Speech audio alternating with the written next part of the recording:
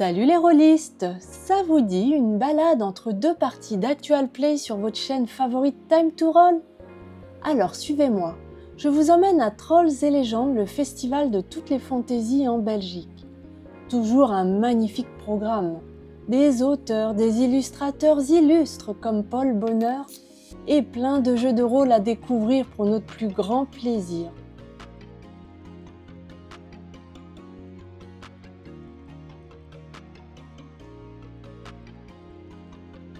Et quelle joie aussi de retrouver la tombola de nos camarades rôlistes Cécile et Olshad.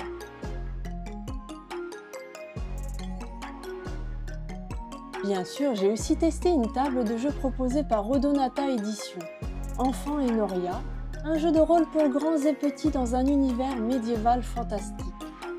L'idée originale est de créer un jeu qui forme aussi des enfants à devenir maîtres de jeu. Tiens donc, une bonne façon d'assurer la relève. Un financement participatif sera proposé en février 2026. Mais en attendant, qui de mieux que Guillaume Gentil, l'un des auteurs, pour nous parler de son jeu? Les Enfants des Noria, c'est un jeu dont je suis le co-auteur avec Geoffrey Michaud. Nous travaillons tous les deux sur ce jeu dans le but de faire un univers que les enfants et les parents puissent prendre en même temps. Les parents prendraient le jeu, feraient le maître de jeu et expliqueraient aux enfants comment faire du jeu de rôle. L'univers des Enfants des Noria est particulier dans le sens où il est à mi-chemin entre du médiéval fantastique et de la japanimation. Il y a des elfes, il y a des éléments de ce genre-là, mais il y a aussi des hommes animaux comme les hommes sangliers, des hommes chats, des hommes loups qui vont pouvoir peupler l'endroit comme la première saison de Dragon Ball. L'idée est de faire un jeu qui rassemble et qui puisse permettre non seulement de découvrir le jeu de rôle, mais aussi aux enfants de devenir maîtres de jeu, de proposer plus d'initiatives et de proposer plus de choses délirantes en jeu. Donc c'est l'idée qu'il y a derrière les Enfants des Noria.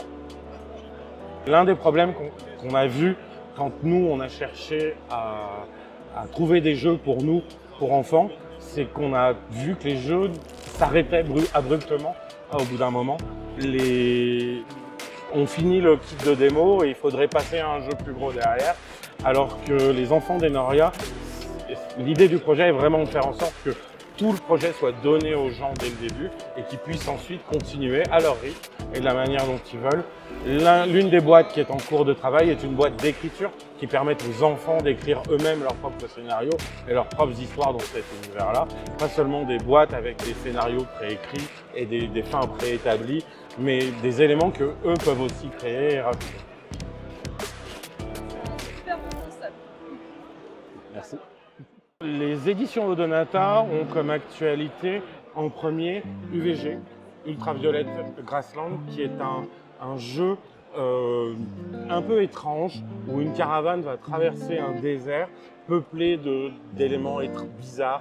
On a des inspirations de Moebius, le dessinateur est vraiment particulier et c'est à la fois un jeu de rôle à part entière puisqu'il a son propre système, même s'il est très léger, mais c'est surtout un livre d'inspiration pour les maîtres de jeu qui veulent découvrir de nouveaux univers et qui veulent proposer à leurs joueurs de nouveaux univers. Ensuite, on aura la campagne de Sapin Inca qui va sortir, qui a été écrite par Eric Dubourg, un des auteurs principaux du jeu, qui va s'attacher à redécouvrir Paititi, une cité perdue, où soi-disant il y a de l'or. Toute référence avec un dessin animé qui a existé est volontaire. Insectopia va arriver au mois de septembre avec la fin de la campagne et l'arrivée des lézards. Les gardiens de l'éther devraient se profiler d'ici la fin de l'année puisque le Let Pledge devrait pas tarder à tout. Voilà. Merci. Merci encore Guillaume. Ce fut un plaisir de partager cet interlude jeu de rôle avec vous.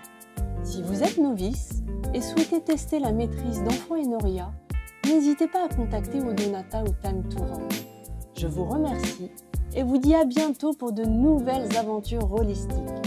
N'hésitez pas à liker, mettre un petit commentaire, ça fait toujours plaisir, et à vous abonner pour ne rien manquer. Et surtout, faites danser les dés!